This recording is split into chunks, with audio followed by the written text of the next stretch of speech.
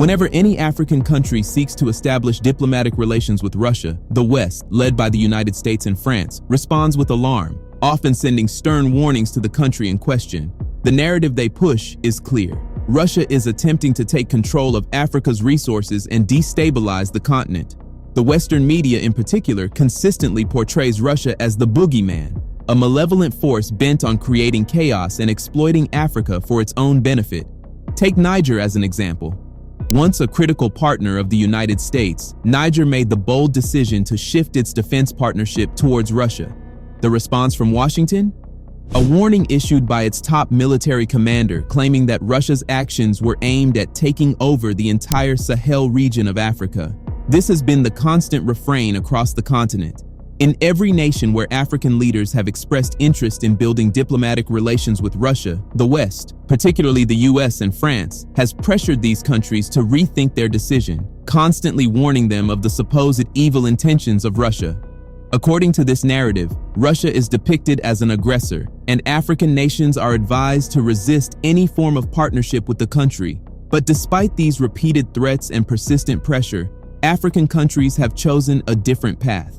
They have largely ignored these warnings and have instead sought stronger diplomatic ties with Russia, a stark reflection of the growing frustration with Western interference and a desire to explore alternative partnerships on their own terms. This shift in alliances, particularly with a country like Russia, marks a significant departure from the historical patterns of reliance on the West. For many African nations, this is not just about defense or economic interests. It's about reclaiming their agency, rejecting decades of neo-colonial influence, and seeking out partnerships that better align with their sovereignty and development goals. Despite the West's efforts to control the narrative, African countries are making it clear: their future is theirs to define. One such African nation boldly choosing its own path is the island nation of Mauritius. In April 2023, Mauritian ambassador to Russia, Keswar Janki, attended the African International Congress, AIC, in Moscow on April 5th, 6, where he expressed his thoughts on how Africa should respond to the shifting global economic landscape. He made a compelling call for the establishment of a new world order, one that allows Africa to assert its influence and reclaim control over its future. After the event, Ambassador Janki took the opportunity to share his perspective on how Russia's engagement has significantly boosted Mauritius' economy. He explained that given the rapid changes in global power dynamics, Russia has increasingly emerged as a vital partner for this small island nation, positioning itself as a key player in Mauritius's ongoing development. Russia's diplomatic and economic outreach to Mauritius has not gone unnoticed, particularly amidst growing Western pressure. Russian ambassador to Mauritius, Konstantin Klimovsky, recently emphasized the resilience of Mauritius in the face of external opposition, reiterating the country's commitment to strengthening ties with Moscow. Despite the constant pressure from the West, Mauritius remains determined to pursue bilateral cooperation with Russia, grounded in the long-standing friendly relations between the two nations. Ambassador Janki also revealed that the two countries have signed numerous memorandums of understanding, MOUs, across several key areas, including education, military cooperation, and fishing.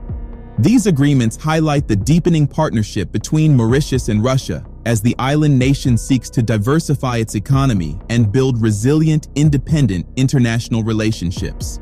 Janki further stated, "With all the changes at the international level and the diversification of Mauritius's economy, I think Russia has become a very important player, an important partner for Mauritius." He emphasized that both nations are finalizing several MOUs, showcasing the growing breadth of their partnership. This example of Mauritius boldly pursuing its interests despite Western pressures stands as a testament to Africa's shift toward independence, self-determination, and collaboration with alternative global powers. Mauritius is no longer a passive player in the global game. It is actively engaging with Russia to secure its future in an increasingly multipolar world. Ambassador Janki further emphasized that Mauritius also presents numerous opportunities for Russia in various sectors. He mentioned, "I have already requested some shipping companies to come to Mauritius." The fishing industry in Mauritius is a key area of focus, with the country having already signed a memorandum of understanding to develop the blue economy, a concept aimed at expanding the sustainable use of the ocean's resources. Additionally, Mauritius is eager to leverage Russia's expertise in constructing tourist and transport infrastructure. Janke invited Russian investors to participate in infrastructure projects in Mauritius, including ventures in hotels and smart cities, highlighting the growing potential for mutual investment. He also noted that he had extended an invitation to Russian Prime Minister Mikhail Mishustin to visit Mauritius personally, so he could witness the opportunities available for Russian investors in the island nation. On trade relations, Janke highlighted specific sectors of interest for Mauritius. The country is particularly keen on acquiring Russian fertilizers, along with fish products and beef, while it also exports sugar, tuna, and a variety of other products to Russia. Mauritius is also looking to import Russian petrol and petroleum products, including jet fuel, marking a significant expansion in trade. Moreover, in a bid to strengthen economic ties and improve connectivity, Janke revealed that direct flights from Russia to Mauritius will soon be launched. The Mauritius government is currently collaborating with Russian Aeroflot Airlines to make this a reality, with preparations for these flights having been in the works since January 2022. This growing economic partnership between Mauritius and Russia is a clear indication of how African nations are seeking to diversify their economic relationships beyond the traditional Western alliances.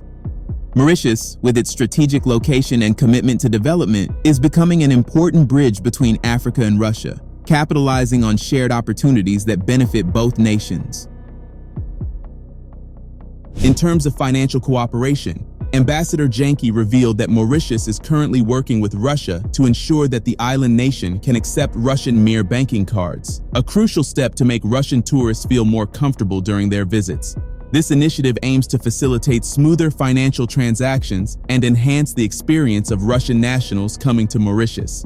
Looking ahead to the Russia-Africa summit scheduled for this summer in St. Petersburg, Ambassador Janke highlighted some of the key topics expected to dominate the discussions, with defense being one of the main areas of focus. Recently, Mauritius signed an agreement with the Russian Ministry of Defense to receive assistance in maritime security for the region. This cooperation is seen as a means to not only enhance regional security, but also to contribute to the modernization of Mauritius's military and police forces, along with efforts to combat drug trafficking.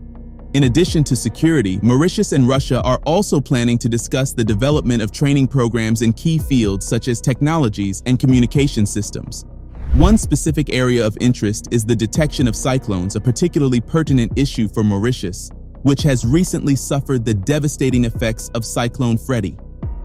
Ambassador Janke highlighted that Mauritius has a strong electrical infrastructure, and the government has already invested considerable resources to mitigate the impact of such natural disasters, with Russia's expertise potentially enhancing their efforts. Another critical area of collaboration is education. Ambassador Janke recalled that the USSR was one of the first countries to establish formal diplomatic ties with Mauritius, just 2 weeks after the country gained its independence. Many Mauritians benefited from scholarships to study in the USSR and later in Russia, specializing in fields such as engineering, medicine, and other critical areas. Today, Russian universities are eager to further strengthen their educational ties with Mauritius by facilitating student and faculty exchanges, training programs, and even the development of specialized courses that could benefit both nations. Through these wide-ranging areas of cooperation, finance, defense, disaster management, and education, Mauritius is not only deepening its relationship with Russia, but also positioning itself as a dynamic player in the evolving geopolitical landscape. This partnership underscores a growing trend of African countries pursuing alternative diplomatic ties that align with their developmental goals and regional security needs. As you can see, the cooperation between Russia and Mauritius is extensive, and importantly, it comes with no strings attached, similar to the approach China has with many African nations. This partnership is rooted in fair trade and mutual benefits, with Russia not attempting to influence the political or economic affairs of Mauritius.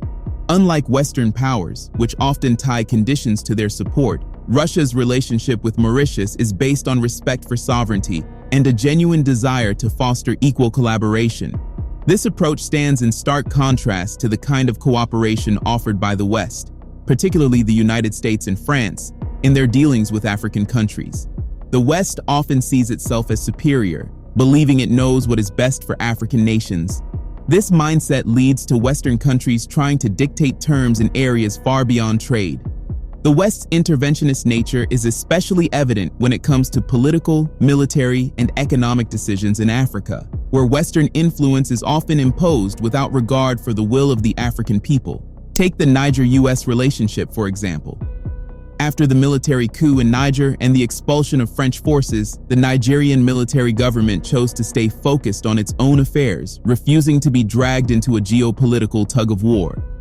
Even when the US suspended aid and defense cooperation with Niger in the wake of the coup, the Nigerian government maintained a pragmatic stance.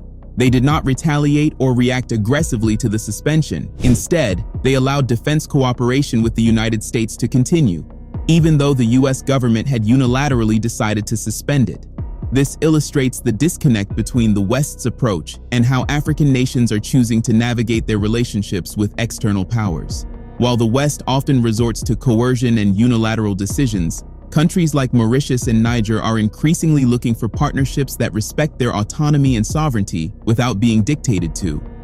African nations are making it clear that they are no longer willing to be subjugated or controlled by former colonial powers or their self-interested agendas. They are choosing partnerships that promote true cooperation, founded on equality and mutual respect.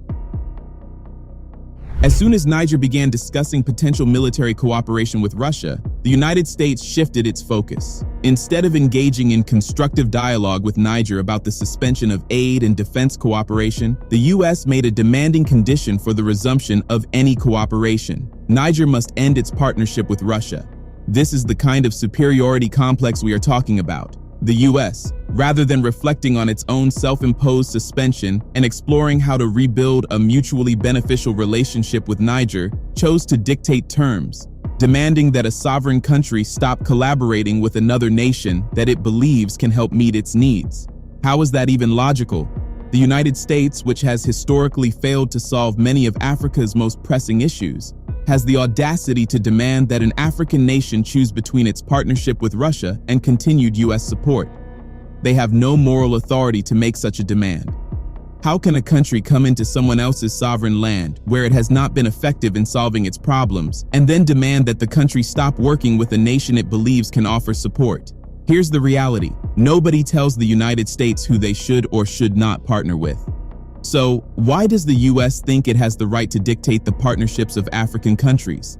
This kind of arrogance reveals a profound disrespect for Africa's sovereignty. The West seems to forget that Africa is no longer a continent of colonies, but a continent filled with sovereign and independent nations. This is a critical turning point for Africa. The continent is choosing to chart its own course, making partnerships that align with its interests and sovereignty, and it is time for the West to respect that. African nations are not obligated to follow the West's agenda. They are fully capable of making decisions that are in their best interest without interference from outside powers. This superiority complex and the constant overreach by Western powers is exactly why Africa is increasingly choosing to ignore the West in favor of Russia and China as reliable partners. For decades, the West has been the preferred partner for African countries. Yet, when you look at what Africa has to show for it, the results are clear: underdevelopment, dependency, and exploitation. In a globalized world, it's no longer feasible for Africa to completely shut down partnerships with any foreign country and attempt to develop in isolation. The reality is that Africa needs multiple partners to fuel its growth. But what Africa demands from its international relationships is respect and equality, something it hasn't consistently received from the West. The most interesting part of the story is that Russia is not trying to force its way into African partnerships. Instead, it is simply seeking to extricate itself from the isolation imposed by Western sanctions. Contrary to the Western media's portrayal, Russia is not interested in imposing itself or being a new oppressor.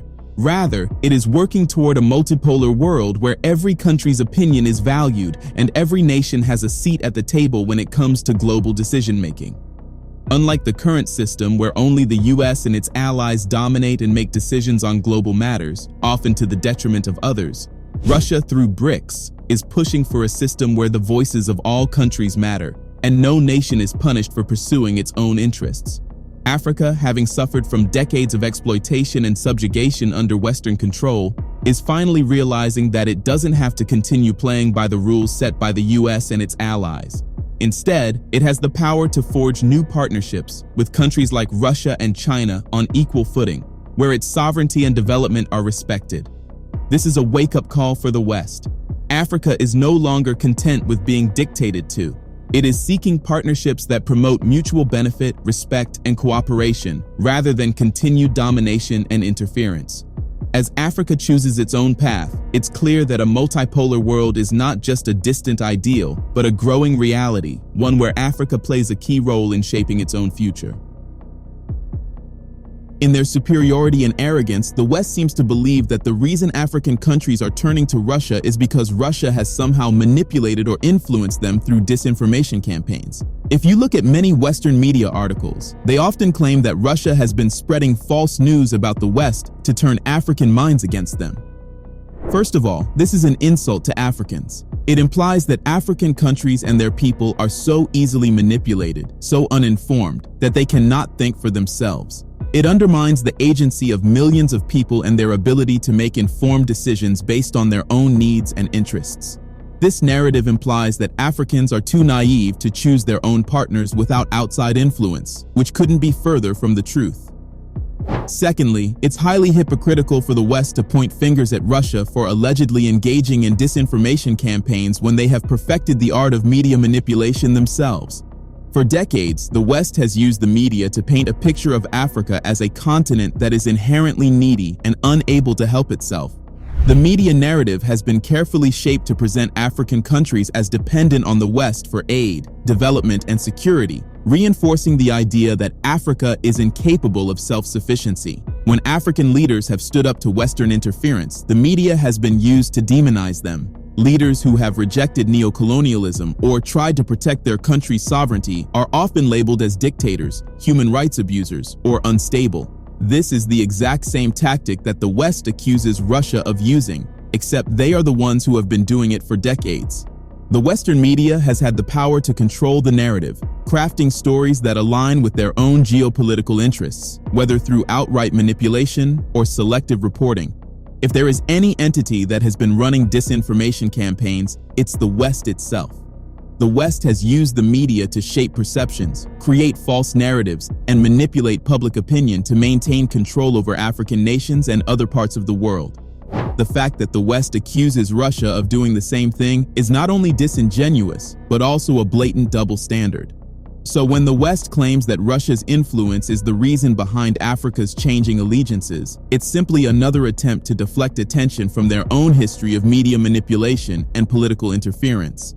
African nations are choosing Russia and China because they see an opportunity for genuine partnerships, ones that respect their sovereignty and economic interests, not because they've been tricked into doing so. Africa is rejecting the narrative imposed by the West and deciding for itself, something the West seems unwilling to accept. The reality is that after the US sanctioned Russia for its invasion of Ukraine, African countries began to realize a crucial truth. The West is not a reliable partner. They saw firsthand how quickly Western powers could turn their backs on a nation when it no longer aligns with their interests. This betrayal and the continued coercion and pressure from the West has made Africa rethink its long-standing reliance on the West for partnerships. Africa is waking up to the fact that the West has historically been more concerned with its own geopolitical goals than with the development and sovereignty of African nations. The sanctions against Russia, coupled with the West's interventionist behavior in various African countries, has only solidified the perception that Africa must secure its own future. Russia and China, with their emphasis on non-interference and respect for sovereignty, have emerged as more attractive partners for Africa, partners that seem less likely to abandon the continent when it is inconvenient for them. In short, Africa is charting its own course, and honestly, there's no stopping it. The continent is increasingly looking for mutual, equal partnerships, not relationships where it's constantly treated as inferior or exploited. What do you think? Let us know in the comments section below. Don't forget to like, subscribe, and share this video to keep the conversation going.